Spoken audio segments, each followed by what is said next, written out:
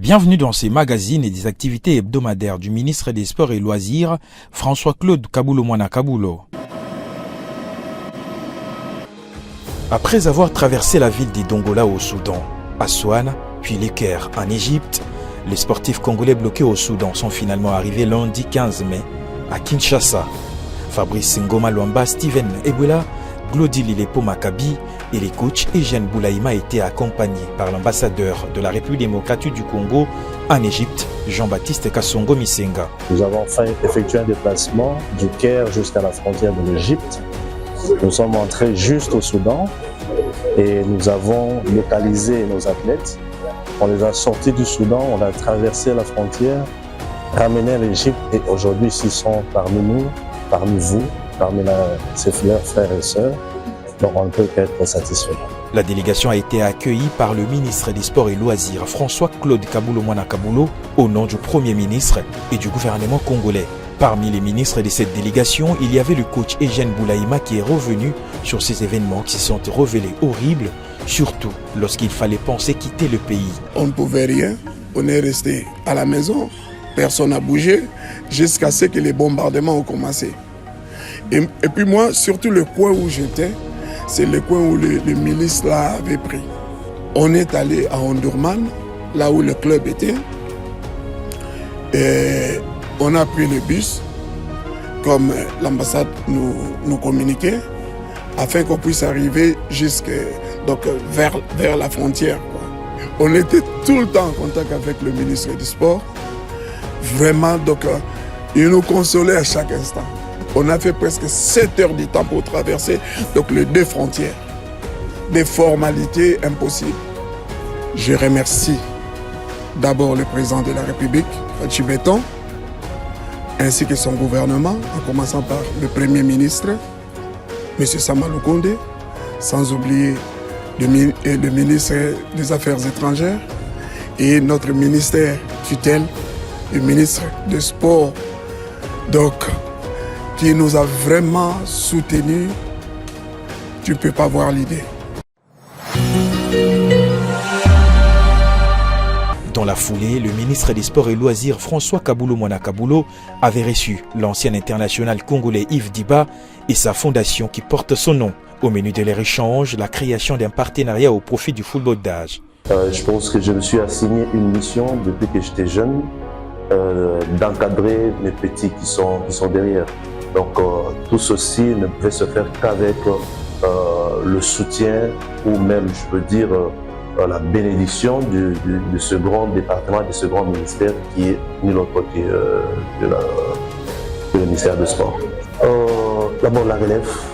La relève, il faudra que nous puissions éclaircir que depuis 2019, on a promu beaucoup de jeunes localement et même sur le plan international.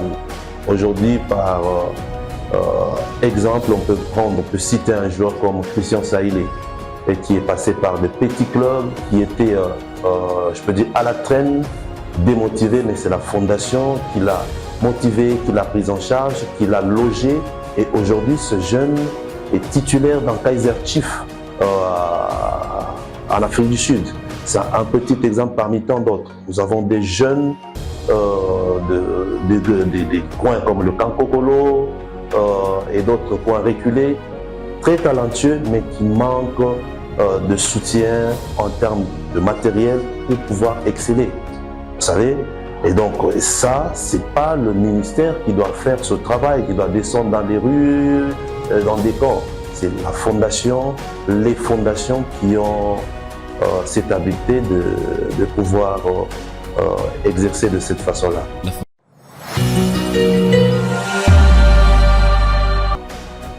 Le mercredi 17 mai, l'actualité sportive était dominée par la descente du président de la République sur les différents sites qui abriteront le jeu de la francophonie prévu du 28 juillet au 6 août 2023.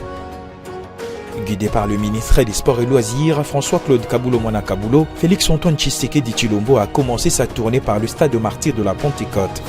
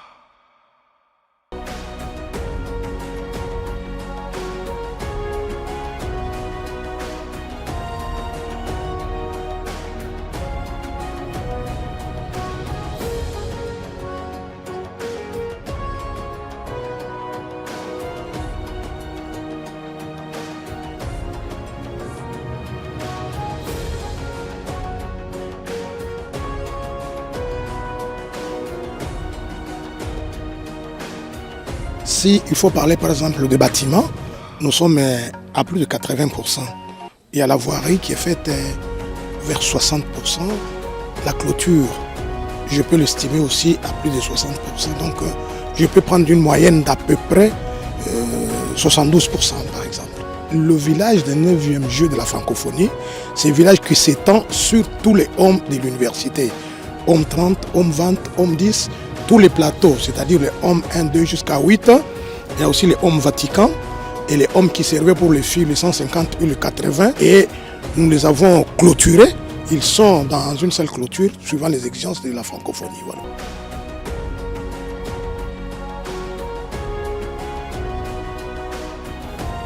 Au nom de toute la communauté estudiantine de l'Université de Kinshasa, nous adressons nos sincères remerciements à l'endroit de son Excellence Monsieur le Président de la République, Félix Antoine Tshisekedi Tshilombo.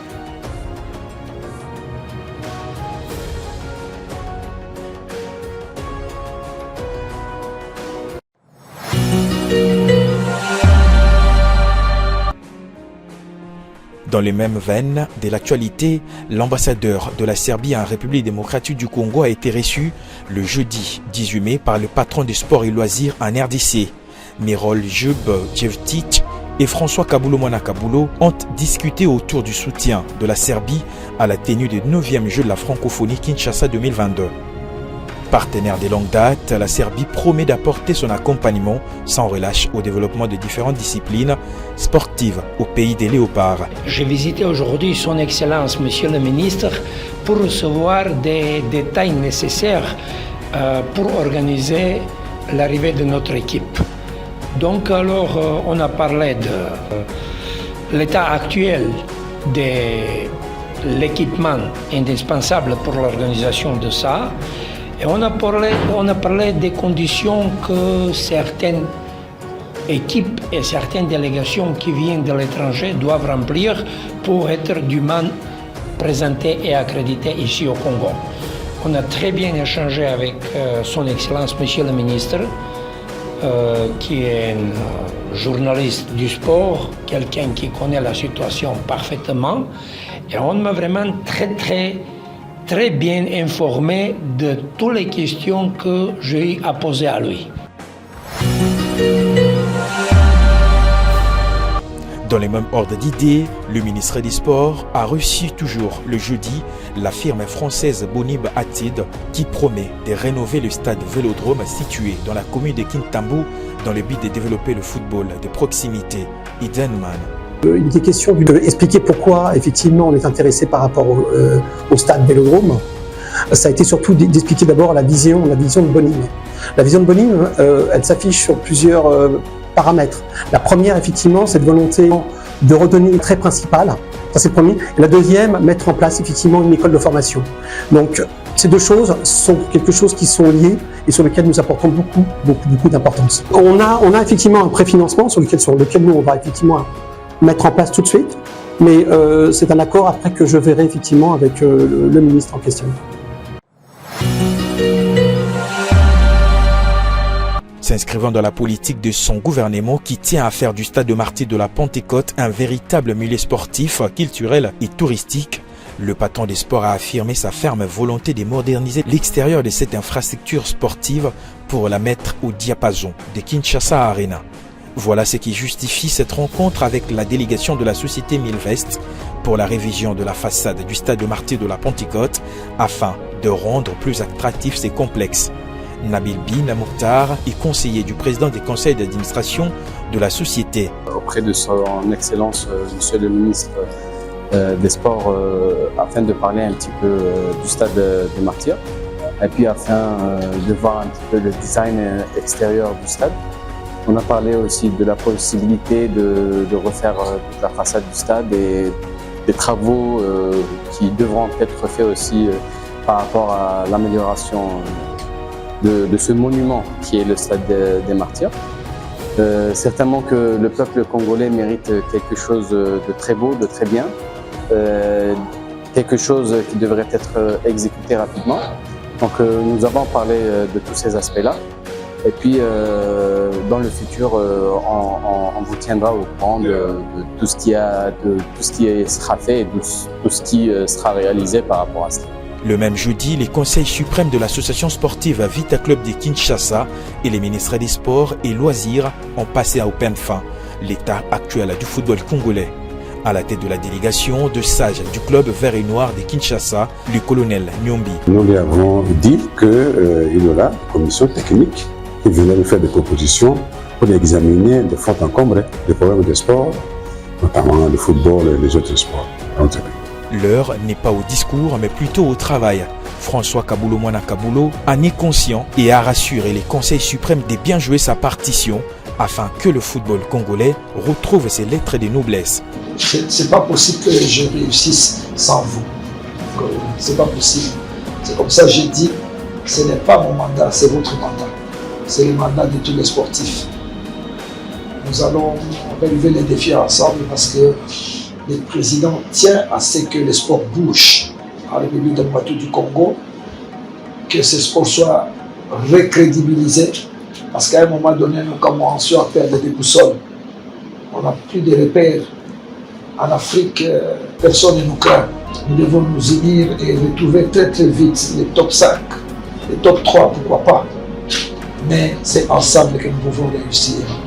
Voilà l'essentiel des activités hebdomadaires du ministre des Sports et Loisirs, François-Claude Kabulo Mwana Kabulo.